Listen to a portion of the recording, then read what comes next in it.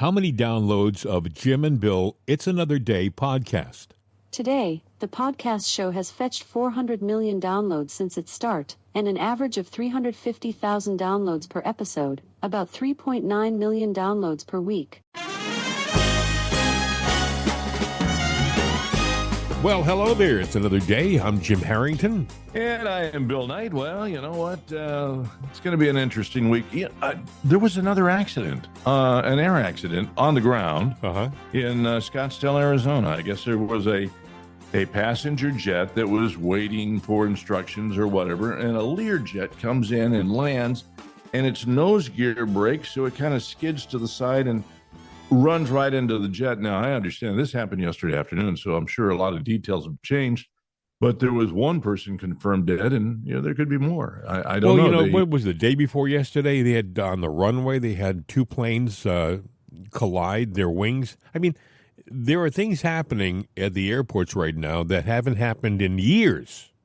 And they're all coming to fruition at once.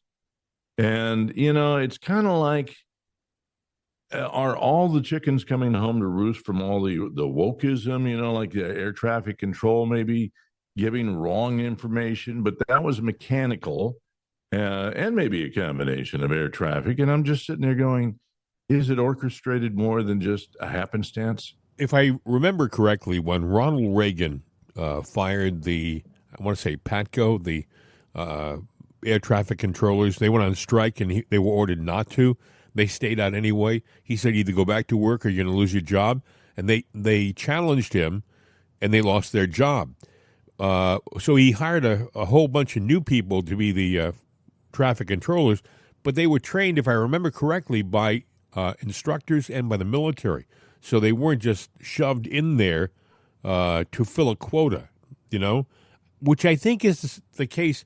I'm not saying that the people who are DEI hires are untrained.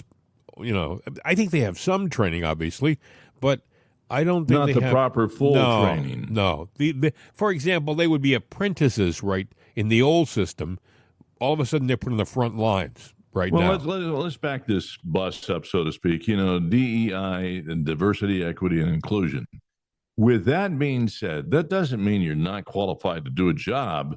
Specifically, it means that you may not have the gravitas, the knowledge at this point in time that you were hired to do the job. You weren't vetted for your skills. You were vetted because you fit a certain diversity, equity, and inclusion agenda. Now, with that said, that doesn't mean you can't be an air traffic controller or any of the above or whatever the job is. But you should get the training for it before you're considered, not because of, because that's a different kind of prejudice or racism, whatever you want to call it. That shouldn't even come into play here. No, it should be qualifications. Period. Qualifications. Period. That's like saying, oh well, you're black and you're white. Oh, okay, you're white, you get the job. No. It's like, who's ever got the most skills? If the black man has the most skills, even just a small percentage more, dude, you got. Do you know job. what they found out though from this accident in Washington? They found out that the system is incredibly antiquated. We're using computerized software that is like 25, 30 years old. And there's so much out there now that would make it so much more safe in the air. There's software that can predict things, back this off, or watch this guy. It's looking into the sky for you. Do you know what I'm saying? A lot of the new software, whereas the old software just showed you, here's the planes and here's where they are. The new software they have, which they haven't implemented, could assist air traffic controllers. Okay, I've been informed that you're too close. Back off, so and so. They really and truly have allowed it to become antiquated, and it could have been a contributing factor, by the way, to what happened in D.C. They're not sure yet, but go ahead, Bill.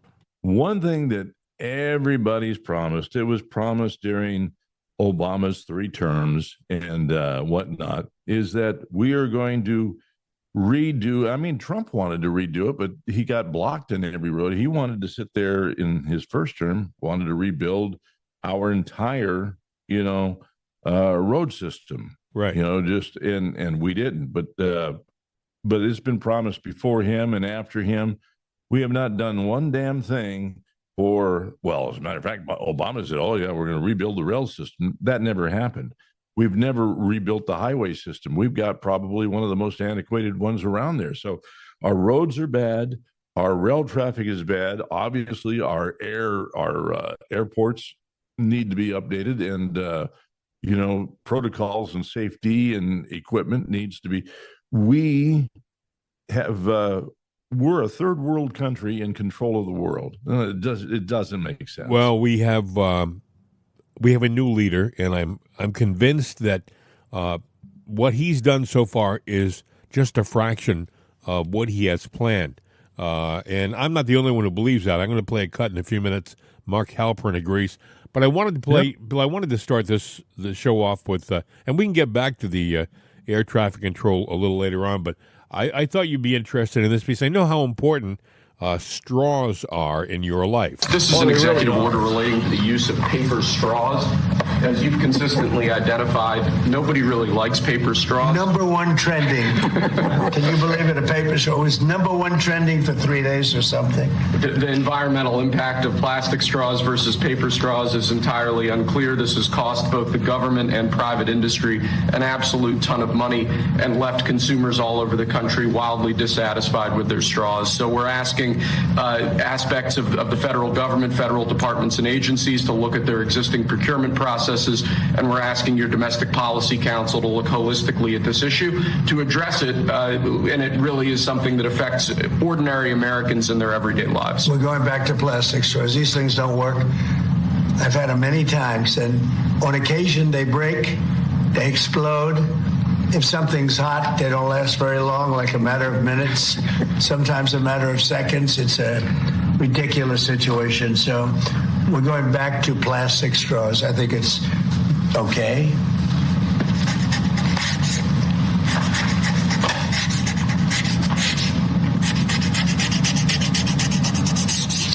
And I don't think that plastic's going to affect a shark very much as they're munching their way through the ocean. Okay.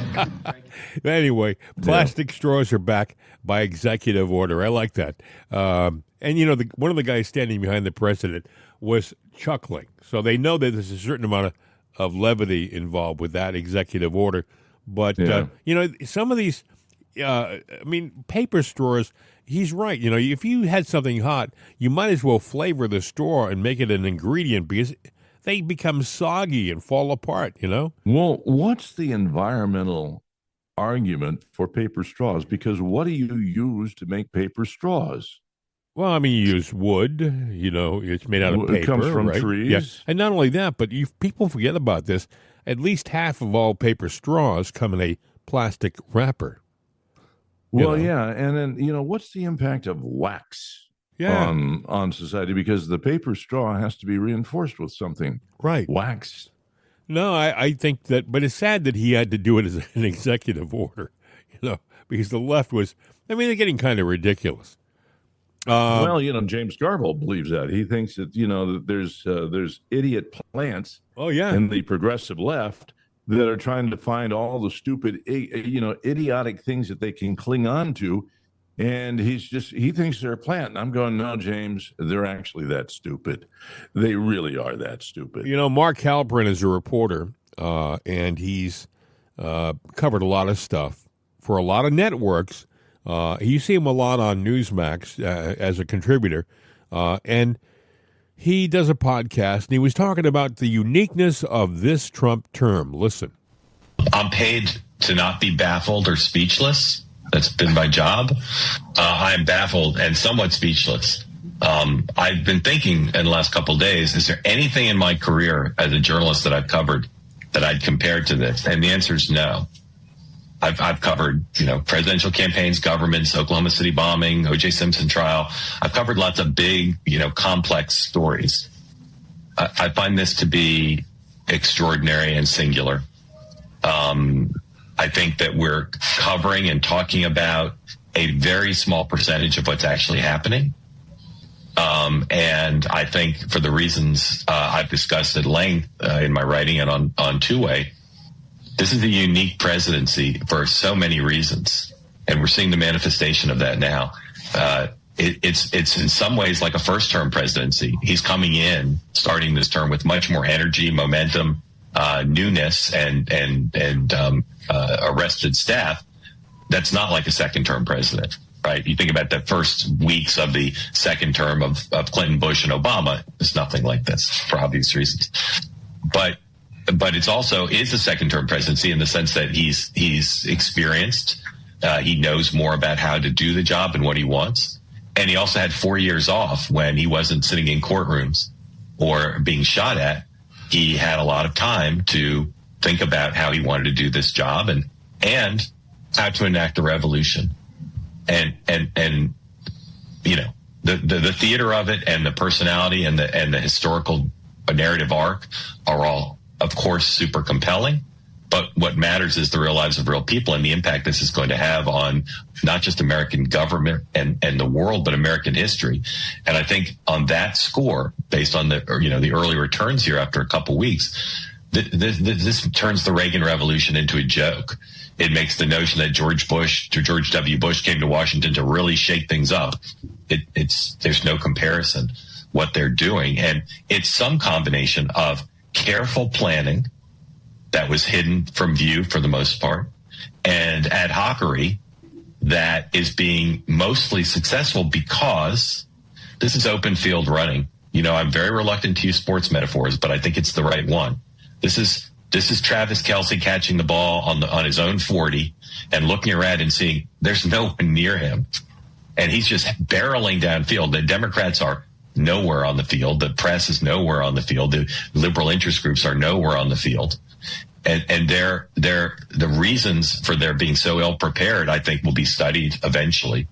But the reality of it now is I've never seen anything like not just the activity, but the inability of his opponents to forget stopping him. They're barely, with a few exceptions, even slowing him down. Yeah, absolutely agree. This is like no other president in history. And you know what, though? He's pointing out a simple fact that I've always wondered about. And that is, we elect a president. The people elect a president to represent their heartfelt beliefs of the direction of the country. Yet, you know, the other side's going to study to see, you know, why he's doing and how he did this and how he's getting all these policies through, because we couldn't block it. If the country wants somebody to come in and they want his policies, why should the other side oppose it and do everything they can? It's their job. And also, if they're no, it's their true belief. They are opposite their opponents to what you believe. They're not going to change their opinion because they lost the election. Case in point, look at all of these people who were standing up at the rallies in Washington in front of the Department of Education, and they're down there, what's her name, Maxine Waters and company, screaming like they won. You know, it's because they can't accept it, Bill. With that mentality, it is a broken system, because that means they're little crybabies. And we're going to do everything we can to upset the apple cart. Well, they've already said it. About the will of the country. It's what we want. Yeah, I know that. And I'm saying they need to be voted out because, okay, you have a difference of opinion, but the majority just ruled. The people came in and said, no, we want these policies. Yes. And that means if I were a Democrat, I would sit there and say, okay, you know, this is where the people want to be. It's now my decision has to be, do I meld over or do I step aside saying I really can't get on board with that? Well, you know, but it's not my job to obstruct. No, it is. They think it is their job. No, it's not their job. It was never written into. We talked about Andy Kim yesterday, for example, the senator from New Jersey, and how he was telling people, well, if we can't do it, we'd have to go in the streets and essentially revolt, physically revolt against the opposition. They don't think they lost. Okay. Well, then what I would say to Andy Kim, if that is your feeling that you have to come and revolt against us, then I would say to, all of us that are standing firm, say, you know what? We fight back. And you're saying you want a constitutional revolution. Let's just admit what it is. And you know what? Let's go out and punch it out on the street and look like a bunch of idiots for all the world to see. I think you speak for yourself. I mean, I think that in our world, they would love nothing more than to have us respond with kind, meaning in the same fashion that they want to. They want to incite a riot. You don't riot because they want to incite it. Okay. Well, no, because they think they're going to win that situation. What they have are judges in place, and they're using that now to do all the lawfare. Well, at some point in time, let me tell you, people wondered with this George Soros funding for all these corrupt judges, what it really meant. Well, now you see what it really meant. For example, Judge Amy Berman Jackson ruled, listen, in favor of fired Biden holdover. A guy was a special counsel in the White House. He was terminated by the Trump administration. He sued to keep his job, and this woman said to the administration with a temporary restraining order, for the time being, you can't fire him. Wait a second. That's one person. Then the Trump administration has filed an emergency motion to vacate Treasury's restraining order. A judge issued a restraining order against the Secretary of the Treasury, telling him that he couldn't look at the data in the Treasury Department. Right. Think about that for a second, folks. He's the head of the Treasury Department, but a judge is saying you can't look at that stuff. No, there's more. There's everywhere you look. There's a judge in Rhode Island that issued a stay of. Here's the thing that they've got to do. I was listening to an attorney yesterday, and he said, "Listen, they've got to file an emergency motion against these judges. Go right to the Supreme Court, and say you've got to rule on these judges." They're stepping out of bounds. The power of the executive branch is separate and it is distinct, and it can't be infringed by judiciary. Judiciary can't just jump in whenever it doesn't like an executive order and say, you can't do that. That's against the law. You cannot do that. Otherwise, the executive branch becomes neutered. You have got to. So I hope, now it says here that they've filed an emergency motion to vacate the Treasury's restraining order. That's probably with an appellate court. They have to probably work their way up to the Supreme Court. But if I were President Trump, I would file today, if he hasn't already, an emergency motion with the Supreme Court to get a ruling to cut this crap out. I got to wonder. You work for the federal government, right? Mm-hmm. And it's like any job. Unless you have a contract, I have a contract. It's a 5-year deal. I'm a football player. Right. I have a contract. I'm a disc jockey. It's a 5-year deal. And there's this, and there's a buyout clause. In other words, if they want to end it, there's a buyout clause. There's a poison pill. But other than that, the contract's in effect. But these people are employees at will. And having been an employee at will, when somebody comes in and goes, hey, Knight, you're fired. Guess what? I'm fired. Yeah. And there's that guy was fired. They work at the behest. What they're saying, they work at the pleasure of the presidency. Mm-hmm. Yeah. And so to me, it's plain and simple. Getting a judge to intervene is giving him privileges that he is not entitled to. These judges are planned and placed stopgaps. Put in place by the opposition, not yesterday, but years ago. They were planted there. They said, look, you got a good job. You're going to get a nice pay, respect. You'll be a judge. But when we call you when the time comes down the road that we need your support, you're going to be there for us, right? And that's what these people are doing right now. Now, They're earning their pay. The other thing they've got to do, I think, and I think maybe Trump's doing this, is he's allowing these people, it's like whack-a-mole. He's allowing these judges to rear their ugly heads and make these asinine, partisan decisions that really and truly are against the law. And they're sticking their heads out. And I think they're taking note of all these judges. Do not be surprised if down the road you see these judges impeached. There's not much you can do to a judge, but I believe you can impeach a federal judge. And you may start seeing it. Go ahead. Should there not be some kind of periodic test to see that this judge actually knows legally what they're doing? A litmus you test would think, of some Bill, sort? you would think that would make sense to have every maybe 1 or 2 years have an exam of some kind to let them to see how sharp they are in the current laws. But then again, even that's corruptible, right? I mean, you get the wrong administration in, and if they want to get rid of you, if you're a good judge, they can say, well, he flunked the test. So the Department of Testing, Yes. which would then have appointees and everything. Yeah. There's always, anytime there's power involved, there's going to be corruption. But we've got to sit there and put safety gaps in. And judges shouldn't have a job that's forever. Anything, there should be a termination point or a termination mechanism that's there so that if, all of a sudden, for whatever reason, you become a stupid judge or a woke judge, hey, you know what? Hey, you have a nice career in the private sector because you're out of here. Well, the problem with what you just said is that it makes too much damn sense. Okay, and that's the problem.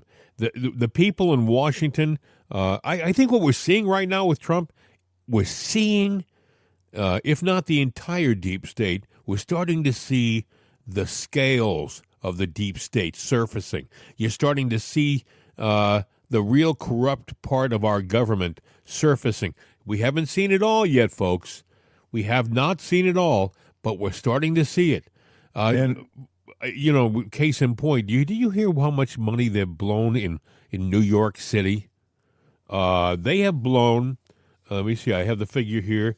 It's mind-blowing. I think it's $59 million. Yeah, $59 million last week. Last week, $59 million on luxury hotels for illegals in New York City. Mind you, this is the same FEMA, right, that can't find the money for the people in North Carolina. They can't find the money for them, but there's $59 million that they spent. I'm looking at the headline. Spent last week on luxury hotels for illegals in New York. Yeah, and you know what? They keep spending the money and running the debt up. They like to sit there and, well, there's two things I've heard. Well, this is a president that inherited $36 trillion of debt, and he has to do these cuts. Well, I'm telling you, if he did all the cuts of all the, and they don't want him to see the books of the waste. I mean, if you look at USAID, that was nothing more than a money laundering institution. It would be like a storefront, a cleaners for the mob. Yeah, and that's what USAID is doing. And by the way, they want you to say USAID, but it is nothing to do with aid. It's an acronym. Yeah, they want you to think that they're doing something beneficial in this agency, USAID. It's the U.S. Agency for International Development. It's a way for our country to funnel money, our tax money, for whatever purpose to whoever they want to without us knowing about it. That's what it is. It's a money channeling organization. I don't want to say money laundering, a money channeling organization for whatever purpose. I figured I would play this, Bill. This is Victor Davis Hanson. He does a little 5-minute narrative about Doge and the left, and he kind of schools the left. Hanson is a smart guy. Yeah, if I remember correctly, Bill, he was a professor at Stanford, and I mean, this guy, he worked amongst the academia of our society, which is notoriously left, and he has always been notoriously right, conservative. It must have been a fun time in the teacher's lounge when he was there. But anyway, he had this to say about Doge. I want to revisit the hysteria, controversy, whatever term we use, about Elon Musk and his role in the Department of Government Efficiency, or Doge, using that term for the executive officer of Renaissance Florence. The Italian word Doge is a meme, so to speak.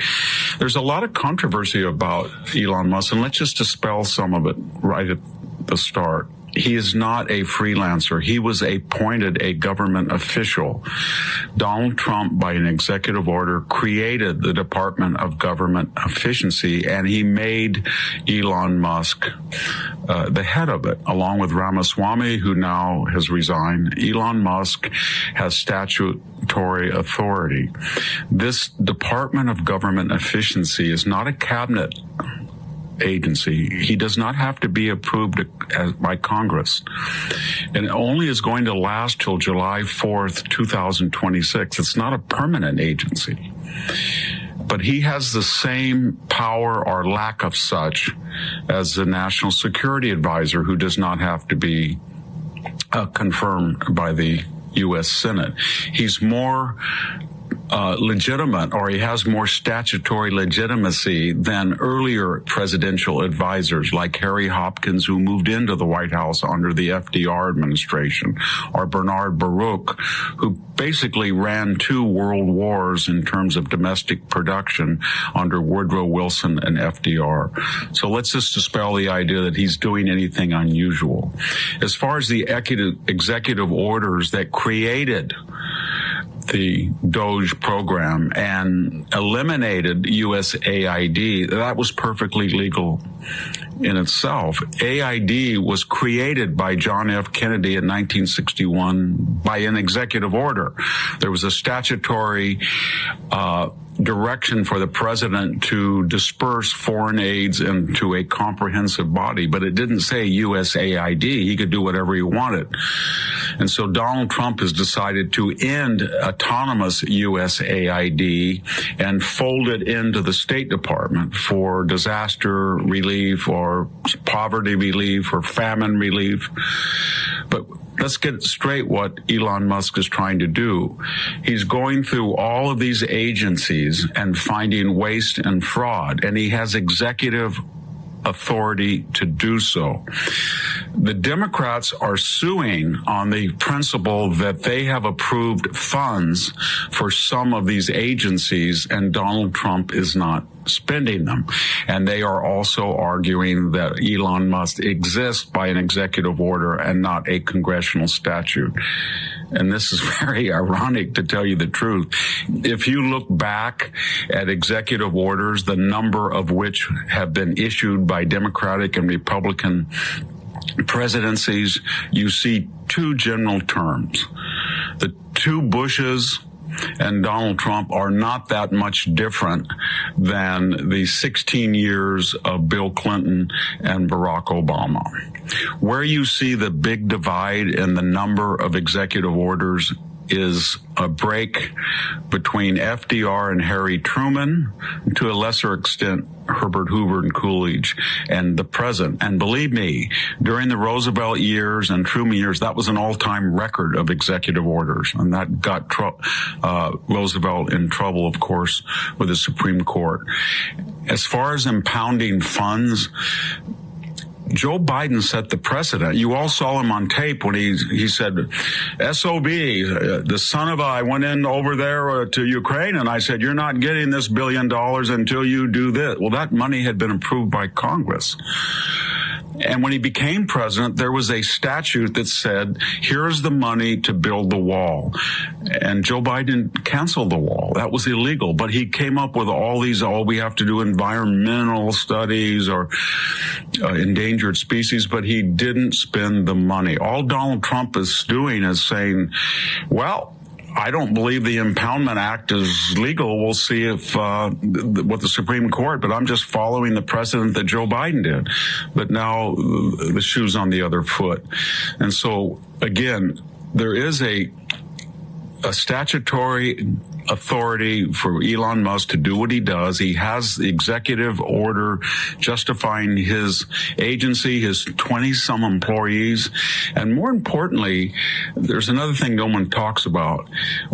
Elon Musk is a controversial figure, and everybody is attacking him. And whom are they not attacking? Donald Trump. So while the media is trying to make a split, Time magazine had a cover of Elon Musk behind the desk in the presidential desk in the Oval Office. Donald Trump didn't get angry about that. He said, I didn't even know Time magazine was still in existence. Why? Because Elon Musk, in addition to all of these executive duties he's doing to cut back wasteful spending, he is redirecting animus away from the president to him. And I don't think the left understands that. That's an interesting final point. Mm-hmm. It's intentional. Musk is aware of the fact the media is going to go after him, and they're taking their eye off the ball, so to speak. He's got nothing to lose by doing that. He's very theatrical. I think he showed up somewhere in a Santa outfit, to do something.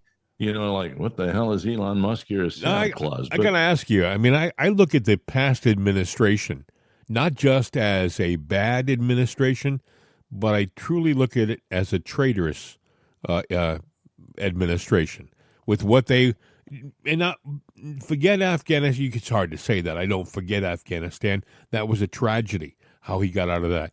But merely on the border alone, what he allowed to happen at the border alone, was that not traitorous? Was that not treason? Did what he do at the border, wasn't that maybe the worst piece of treason that's ever happened in our society? Let's say, hypothetically, sometime down the road, God forbid, there's a major attack on our country by elements that came across the border. Is that not a direct result of what Joe Biden did? Oh, I would say so. But, there's a lot of examples of things that could be treasonous. You remember the balloons in 2023 that flew over? Absolutely, Bill. They shot one down, and so they had the balloon, and they've gone through and they've engineered it, and they said, wow, there's all kinds of surveillance technology made in the USA, developed in the USA. So they were using our technology to spy on us that can spy on people. So the question is, who opened the door for that technology? Knowingly opened the door, and there's the technology. Bill, there's the difference in the presidency. The difference is Joe Biden, he saw the balloons over Montana and allowed them to go over our major military sites, and he didn't take any action until it was off the coast of South Carolina. The difference is Trump would have shot it down over the border of Canada and Montana. Mm-hmm. It would have been over. Bing, that's it. I would tend to say the technology was given during the probably Obama years, probably has something to do with Obama Biden or Obama Biden Hillary. Well, it's interesting you should mention that. Lindy Lee is a big DNC backer, and she was on a podcast talking about the previous administration, and she came out and readily admitted that it was Obama's third term. Here's what she said. Who was running the presidency for the last 4 years? A lot of people say it was Obama's third term. It was for sure Obama's third term. I don't think that's even a question. I don't think anyone... It definitely was. And that's why you saw Obama fighting for his dear life. Why was he fighting so hard in the fall? Because he was fighting for his fourth term. He was fighting for his own legacy. The relationship between Obama and Biden is most reminiscent of that between LBJ and JFK. JFK had little respect for Lyndon B. Johnson, but he picked him anyway because he wanted to win the South. He wanted to win Texas. But he had very little respect for LBJ's intellect. JFK was surrounded by his Harvard brain trust, and he had immense disdain for LBJ's Texas Hill Country vibe. And that was the same attitude that Obama had towards Biden. Obama thought that Biden would eventually fuck everything up. And that's eventually actually what happened. But also he didn't have much faith in Kamala Harris. Before she ascended to the top role, he was vetting people like Mark Kelly and Andy Bashir. Most party chieftains didn't have Kamala Harris as their number one choice. But in the party of DEI, you can't skip a black woman. The optics would have been terrible. Mm-hmm. Mm-hmm. So who was running it? Who are the names? Steve Ricchetti, his senior advisor, Anita Dunn, Mike Donnellan, Ron Klain, Jeff Zients, Bob Bauer, his personal lawyer, who's actually his personal lawyer, who actually released a book basically grifting off his relationship with the Bidens. I'm going to get in so much trouble for saying all this. Please give me credit for. But these are the people who ran our country for the last 4 years. That's Lindy Lee, a donor and fundraiser for the DNC and an insider with the right people in the DNC. But she's totally convinced it was Obama's third term, which we talked about. And all those people who were in the Biden administration were put there by Obama, essentially. So they were making the decisions. Mm-hmm. Obama was the guy approving the decision. And I guess Joe was just rubber stamping him and going off to Delaware. So he was a president that never seemed to be doing anything. Right. But he would just put his name on it, and that was it. And was Kamala going to be doing the same thing? Because she really... Well, you heard what she said. She said that they never really were convinced that Kamala was the successor, but in a DEI party like the DNC is right now, they had to go along with it. They couldn't step over a minority woman for another candidate, so they had to take her. They were forced to take her. A lot of bad decisions, and the Democratic Party right now is in a bad situation because they don't seem to know it, Bill. They're protesting and they're screaming, but they don't seem to know that they are in desperate times. Go ahead.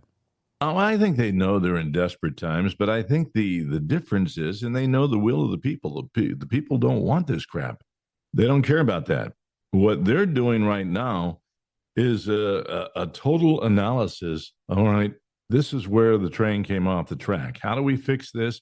How do we fix that? In other words, they're going to reinvent the beast. So you're saying that as opposed to Trump and the people running the government, they believe that they know better, and they even if they have to drag us kicking and screaming into a different future, that's what their goal is. That's exactly what I'm saying. So they're going to go, okay, this is how Trump was able to upset the apple cart. So they're going to rebuild their apple cart to carry all their rotten apples in the nation down the path, because we all know that at some point in time they have an agenda, and what America is going to be the role model of the future. Yeah, but it's just what that future is.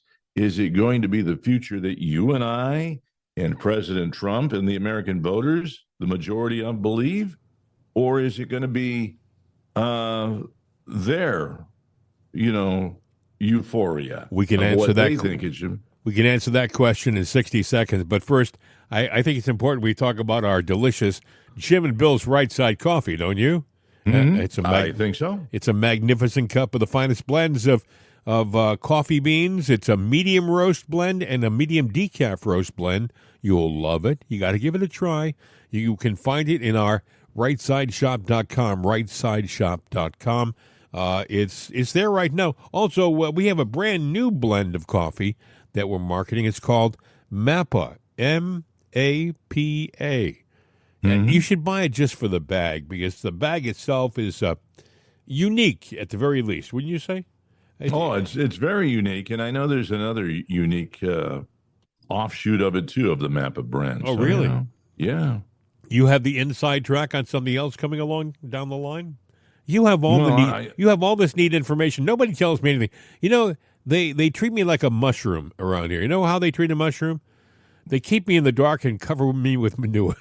Yeah, well, I was going to say, yeah, usually for a mushroom to grow, you got to Yes. live under the poop. That's And- that's exactly. well, it's raining poop around it. But I Oh. saw some artwork the other day. I guess they still got to work on it, but Well, know? you got to check it out. If you haven't gone to our little storefront, online storefront, you might want to visit it sometime today.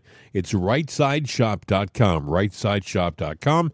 And of course, we're the only brand of coffee that employs that fantastic musical group, Juan, Jose, and the Border Crossers, straight from the Tijuana jail. Guys, if you would. Wake up on the right side with Right Side Coffee.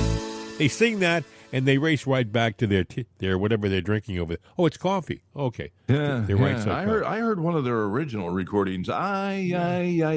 But anyway, But we they won't kind go of into it. screamed it, didn't they? It was more Yeah, like, they did. "Ay."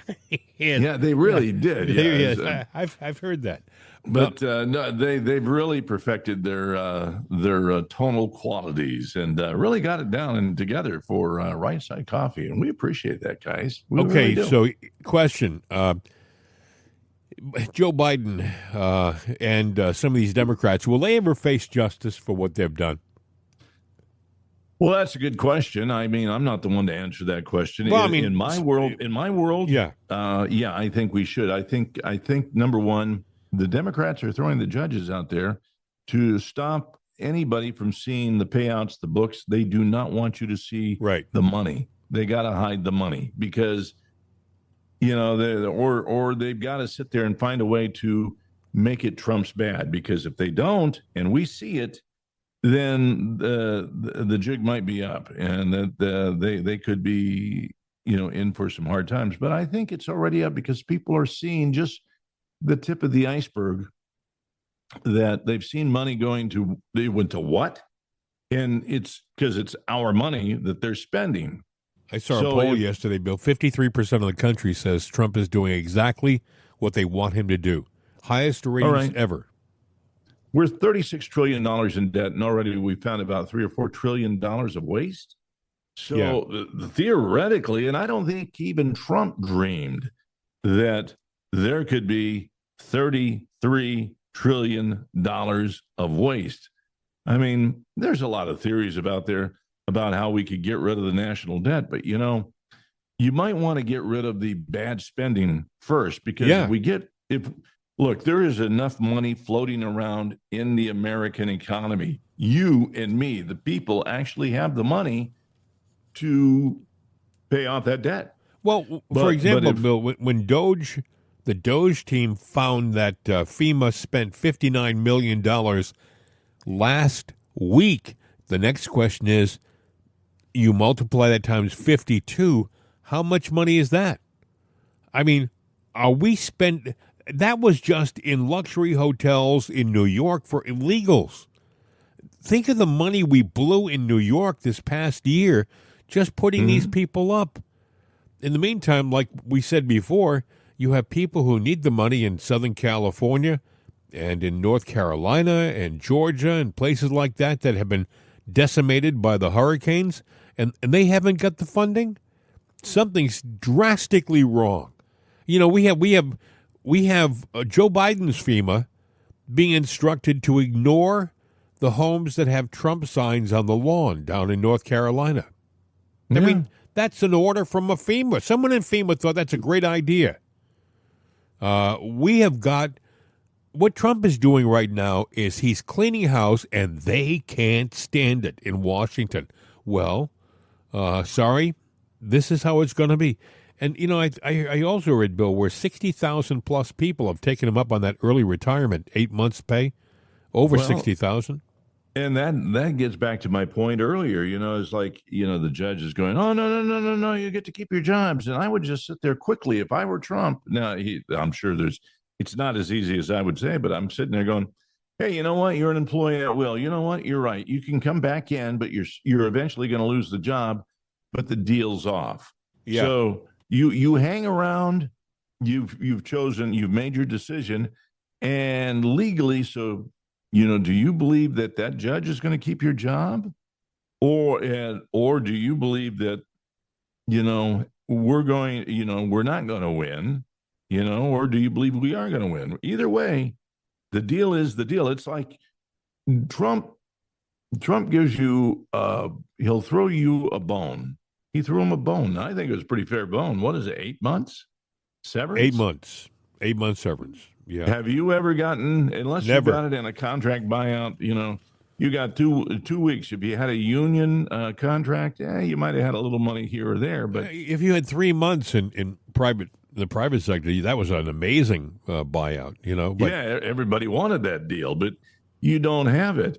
There was the thing with Israel over the weekend. Trump, he got tired of it and said, well, you know what? And you could see him. He was thinking on the fly, and then he kind of resolved right into it. He goes, yeah, Saturday at noon, hostages all back, not one here, well, three there, why? 2 here. You know why?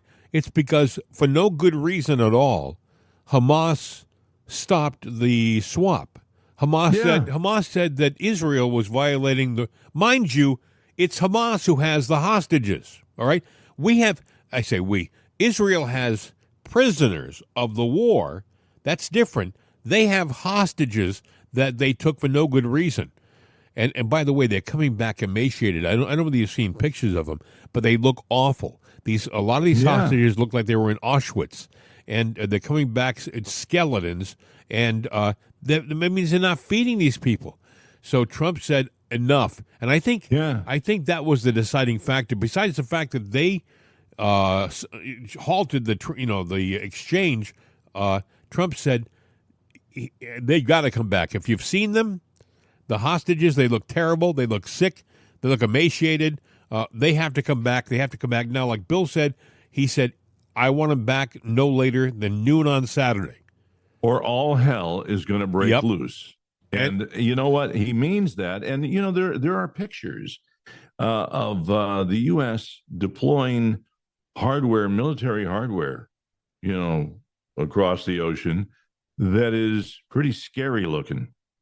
Well, they forget that they still have aircraft carriers and Navy warships off the coast of Gaza.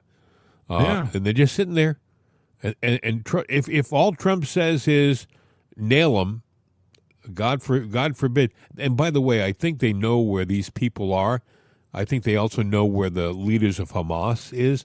By the way, they have a bad history of hiding the leadership of their organization under hospitals, churches. I'm sure they'll be right around the corner from where the hostages are being held.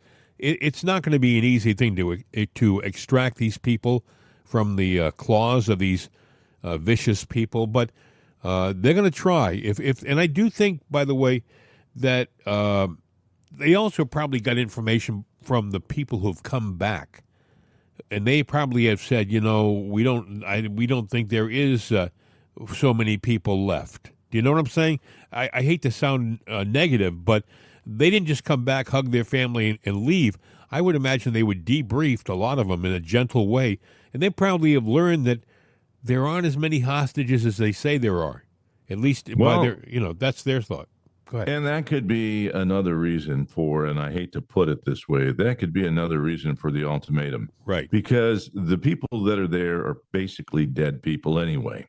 Yes. Now, if we can get them back, the better. And the sooner we get them to bend, if Hamas comes, okay, look, supposedly we've got this many people, but we really only have this many left. Can we make a deal? Well, let's get these people back before we talk. But yeah, we can talk, but you got until noon. And I would start backing that clock up and saying, well, you know what? Now that we know that, you can still get these people back and we'll talk. But we're going to make it 10 p.m. on Friday. No, let's go with 6 p.m. on Friday.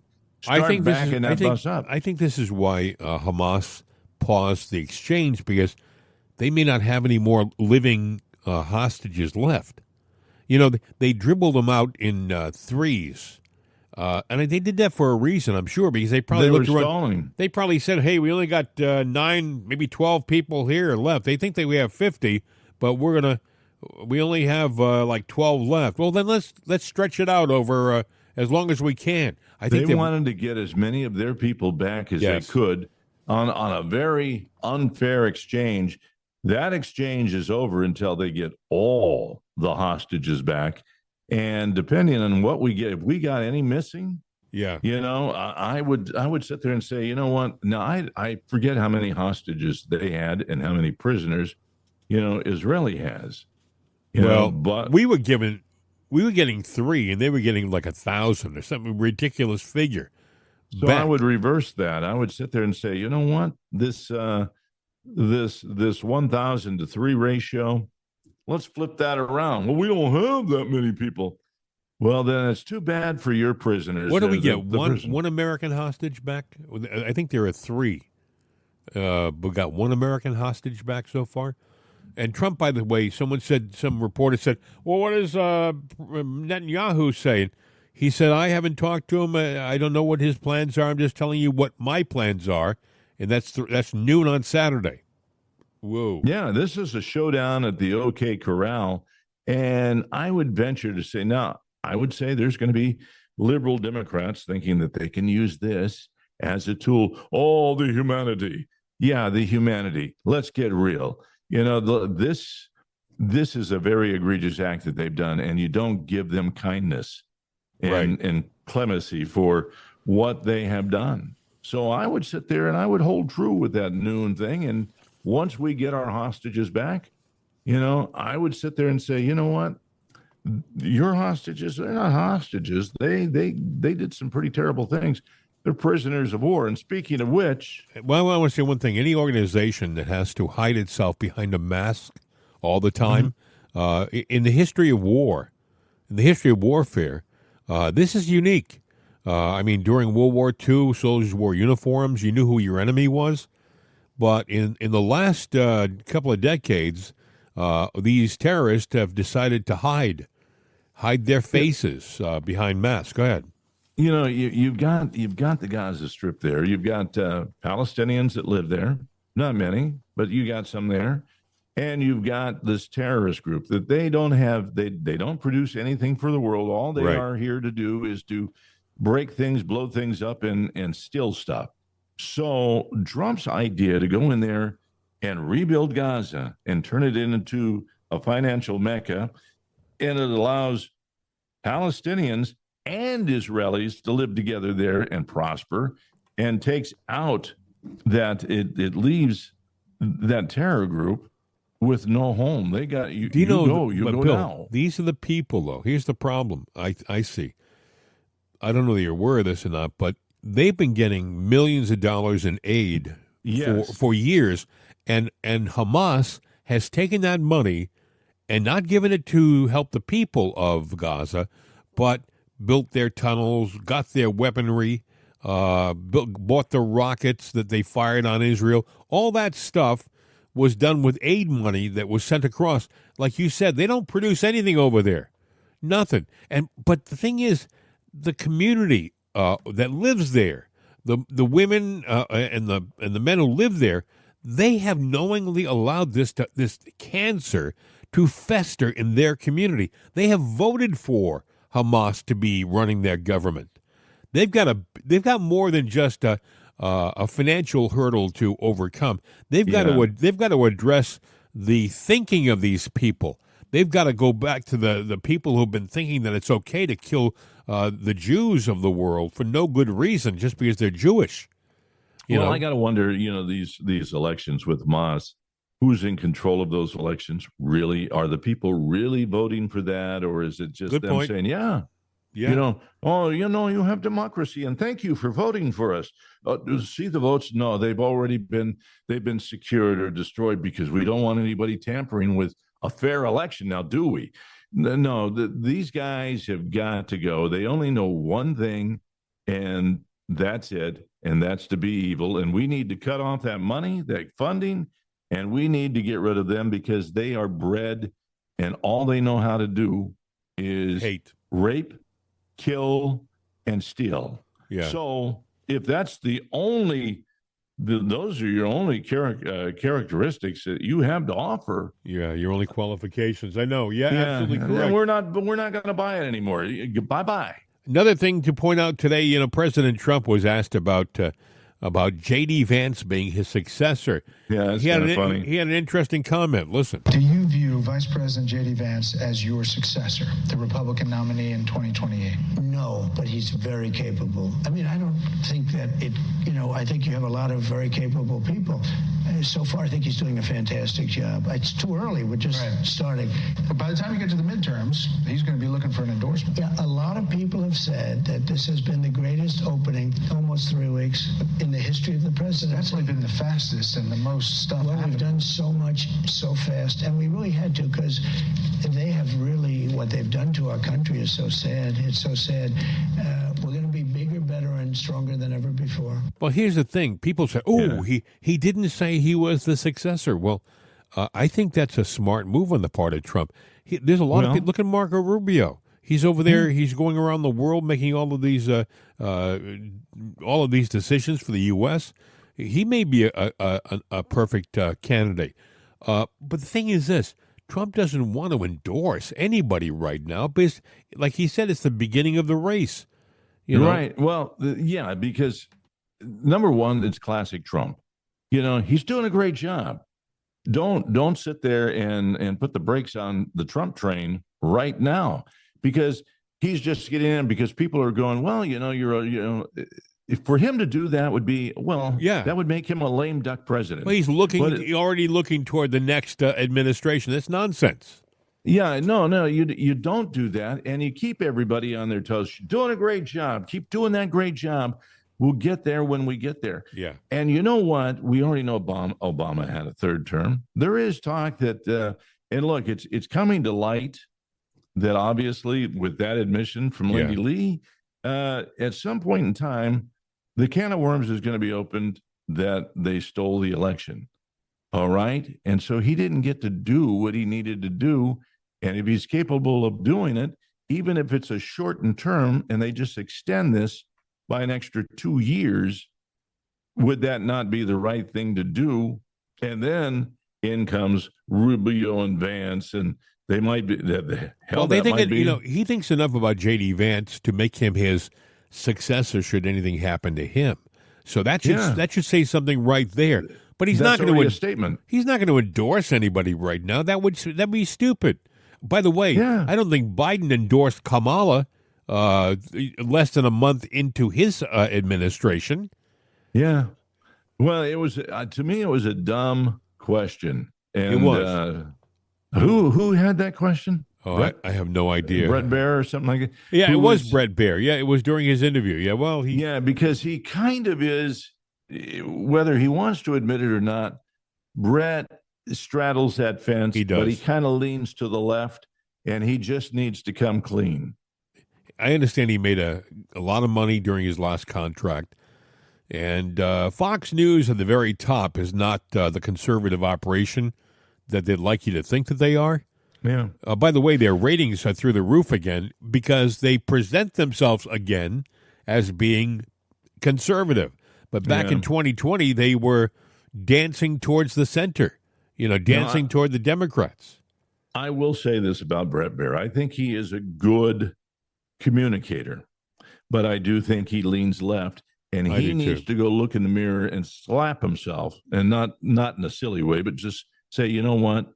I may have left feelings, but I got to stay center on this. No opinion left or right. And then he's a great communicator.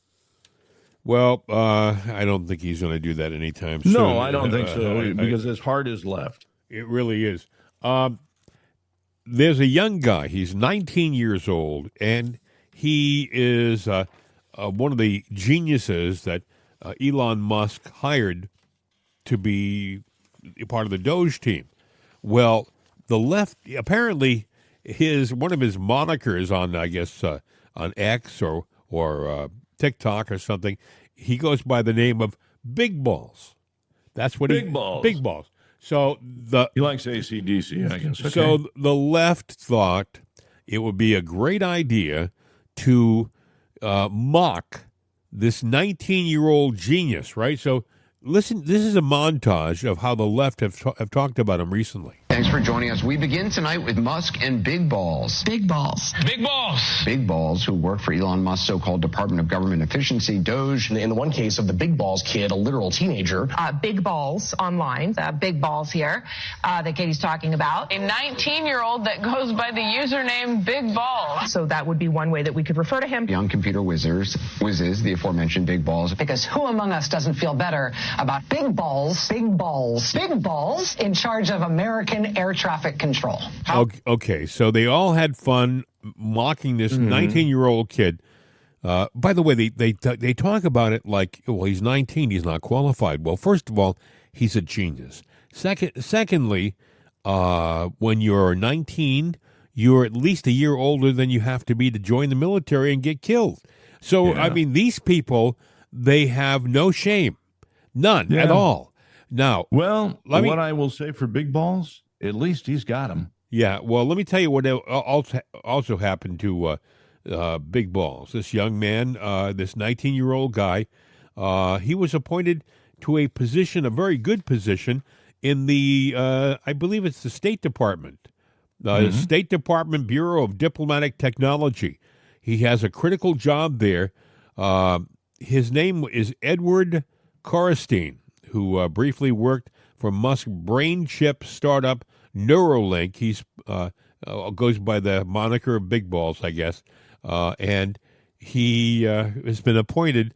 Well, if you're going to make fun of him because they kind of volunteer. These kids they're so young and so enthusiastic. They were all given like cots, and they would sleep at the places where they were working. They didn't even have hotel rooms. They would they'd go into like USAID and start working on their stuff, and they get so into it and finding all this stuff out, because these kids are the kind of people that they can tell where the corruption could be found. They know. Bill, you have a son who's a gamer. I say a gamer, and I mean that with respect, because it's essentially somebody who knows computers and has a feeling for computers. That's what this kid is. This kid knows computers and how they think and how they work and how he can use them to get stuff. And they were getting stuff, the $59 million a week. They got that stuff. Doge found that. I mean, this is a group that's only been in operation for what, 3 weeks? Anyway, now he's got a real job. They took him from a volunteer appointee to a real job in the State Department, where he's going to work on improving their technology, making the government more streamlined, more efficient. Yeah. So they can mock him all they want, but this young 19-year-old, he's ahead of the curve. I would submit that he's probably, I don't think did he go to college? Did he graduate from college? He's probably so far beyond what he would learn in college, that would slow him down, Well, he probably did, but, with what's out there today, they don't teach it. And so these kids have figured it out on their own, and they're going to be the future professors of technology that's out there now. Well, I also think that I think you're going to find out during the next 4 years there's going to be a whole new reevaluation of our educational system. We've made it so that we have given a stigma to kids who decide not to go on to college, who go in another direction because their interests lie in another direction. Case in point, a very simple case in point, but a lot of young people want to be a carpenter or want to be an electrician or a plumber or heating and air conditioning person. And they were always kind of minimized, except in real life. In real life, they were the ones who, when they were 21 or 22 years old, had no debt and an income of maybe 6 figures a year, some of these kids. So who was the dummy there? We have a system right now that you're not qualified unless you have a degree. I'll point this out, and I don't mind saying this now because I do have my degree now, but for most of my career in broadcasting, I didn't have it because I left college to go into broadcasting. I was too enthusiastic about radio, and I was having some success, and I went off and got into broadcasting. And thank God I did, because I had a good career and life has been good. But then over the course of my later years in life, I decided, well, I think I'll see what I can do this, and I got my bachelor's degree. Never needed it. Never needed it at all. As a matter of fact, I look at it, it's on the wall. The most it's done for me is gather dust, because all of my career was done without it. And but nowadays, this is the point I was going to make. Nowadays, if a young man or woman wanted to get into broadcasting at the lowest level, most of the time now they say, well, do you have a degree? And do you know how much they need a degree to be a broadcaster? None. They don't need it. They do not need it. And in all honesty, it is wrong and a disservice to these people to exclude them at this point because they haven't got one. A degree doesn't give you that ability to be a talent, and it doesn't give you the ability to be a plumber or an electrician. I mean, we've got to turn our educational system inside out. Do you have to burden your youngsters with $100,000 worth of debt to start their life off? I mean, some of these kids they graduate from, let's say they go on to law school or something like that. Some of these kids get out of school and they've got $150,000 debt and they haven't even got a job yet. Mm-hmm. And is that helping our society out by having these people burdened by all of that nonsense? The answer is no. We have got to make it so that if a kid goes out and does something different other than going on to college, if it betters their life and makes them a better person and makes them a success, God bless them. But in the world we live in right now, Bill, it's because it's a business. These universities have made it so they make money. They've made it exactly. They have made it so it's a requirement necessary. It wasn't that important to have that degree when I got into radio. As a matter of fact, it was you had to go get your license, a federal license, which now you don't need,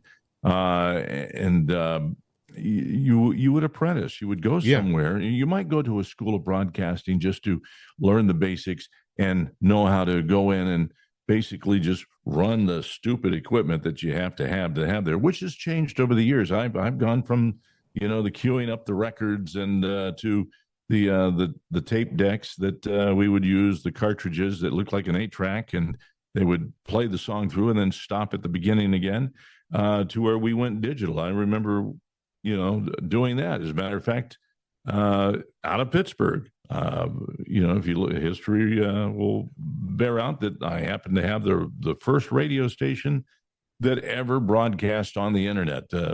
Pittsburgh is a home of first. KDK, the first radio station. The rock station I had, first one to do the internet thing.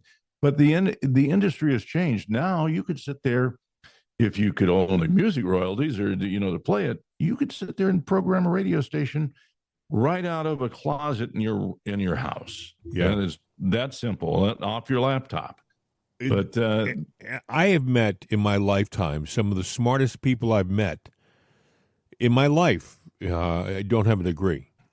They are people who have been self-starters, self-motivators, have gone on, and they're thinkers. They are naturally born thinkers, and this is the difference. We've got to stop this, putting this stigma on our young people. We've got to encourage them to be the best at what they can be. And if what they want to be takes them in a different direction than a school, than a university, well, that's so be it. Power to them. Yeah, as long as it has a solid pathway to wherever they're going. Do they want to be an electrician? Do they want to be? Hey, do they want to? And there are some jobs, by the way, that they're saying that you have to have a degree. They shouldn't have that requirement. They shouldn't put that. Go ahead. There are people they get a business degree, business management, but they paid for that degree. They put in a lot of hard work for it, and they get a job because of that degree. Well, they got a degree in this. Maybe they should manage the business. So now all of a sudden they know degrees. So they might be hiring, we need a broom sweep. Does he have a degree? Does he know which way to push? We want a broom sweep with a degree because I had to get one. So he's got to have one. No, he doesn't. He's just got to be a person that knows how to push that broom. The same thing that with radio. Look, case in point. Do you know how to talk? Do you know how to communicate? Thomas Edison, no degree. A genius, brilliant.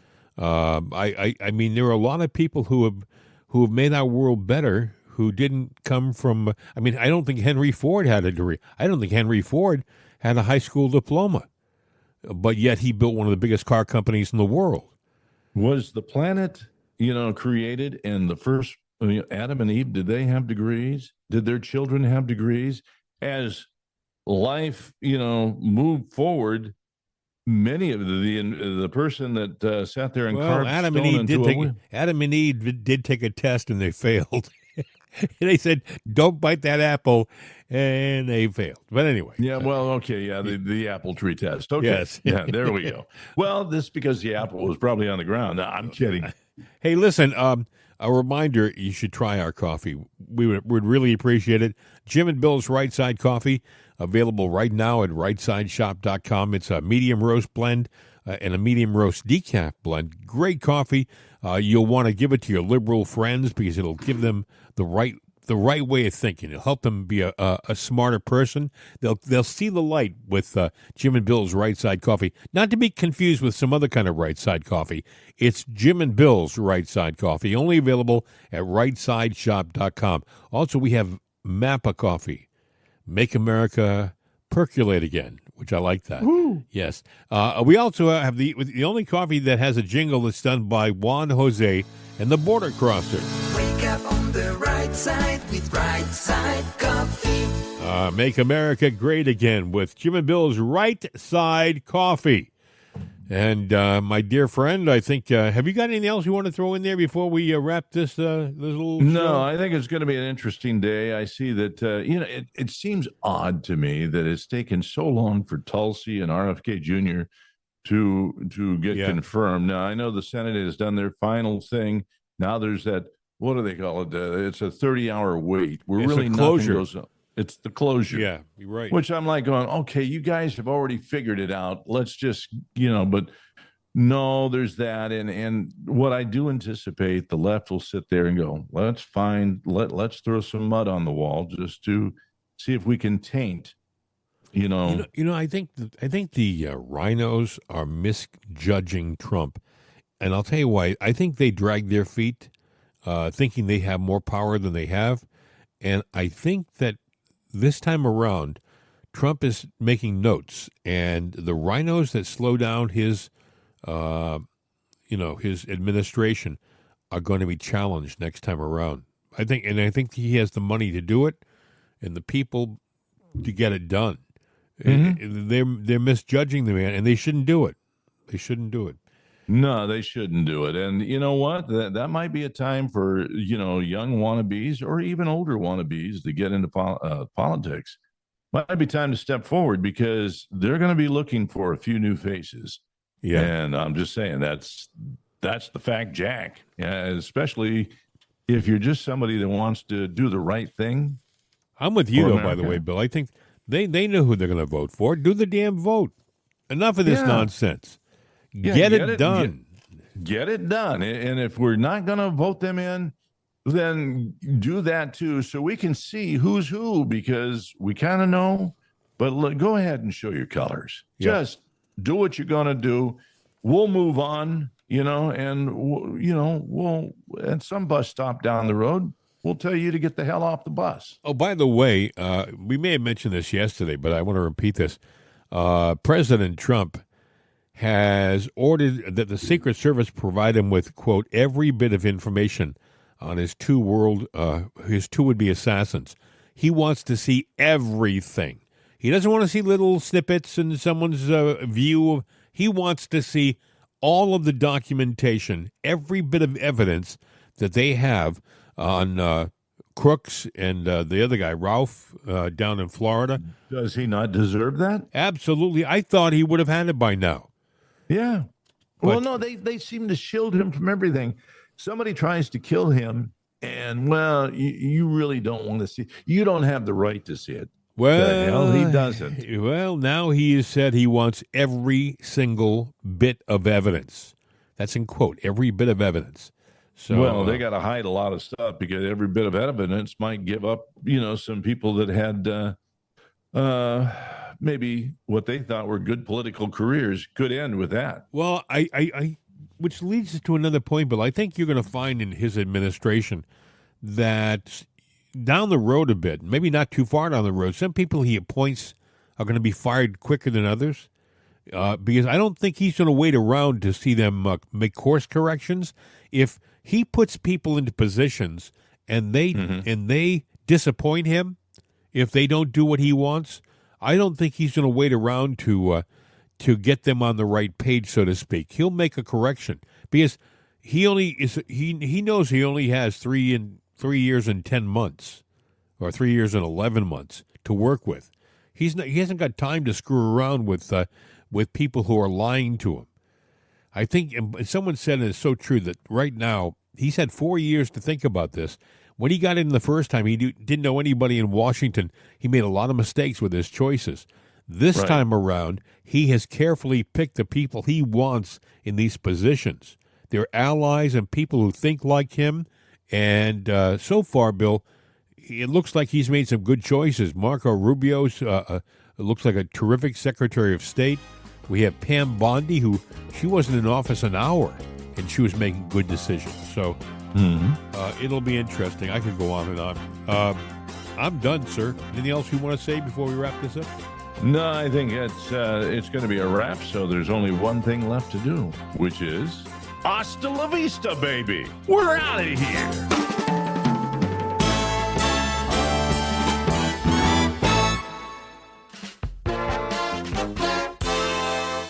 This is CRN America.